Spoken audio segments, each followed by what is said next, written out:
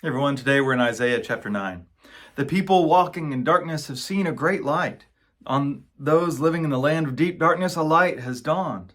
For to us a child is born, to us a son is given, and authority will be on his shoulders. He'll be named Wonderful Counselor, Mighty God, Eternal Father, Prince of Peace. His authority will grow continually, and there will be endless peace for David's throne and his kingdom, establishing and sustaining it with justice and righteousness now and forever. The zeal of the Lord of hosts will do this. So we're living in dark times. How long does it feel like we've been saying that over and over?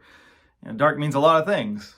It can mean that if you're in the dark, you don't know what's really going on.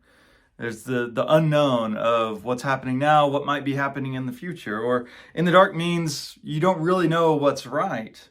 There's the darkness of willful ignorance, people shutting their eyes to what they need to learn, or being misled by misinformation. Or maybe in the dark means that we're in a dark place emotionally or spiritually. Grief over what recent years have taken from us, or doubt, unsure why God's presence is so obscure. So this is what spiritual masters and teachers call the dark night of the soul. So if any of these are you, well, the good news is that a light has dawned, and that great light in the dark is a child. Now, darkness doesn't actually have to be synonymous with evil. That's a lot of times the way that we use it, but it's not always the case. Not knowing actually isn't always a bad thing necessarily. As we contemplate and anticipate Christ's arrival, remember that his first arrival in the world began with the darkness of the womb. There is no light there, but there is love.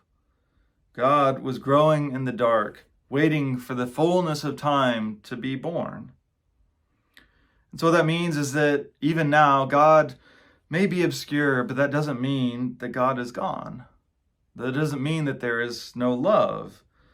In fact, maybe all we need to do to grow is to let go of our need for certainty, to know everything, to think we've got it all figured out.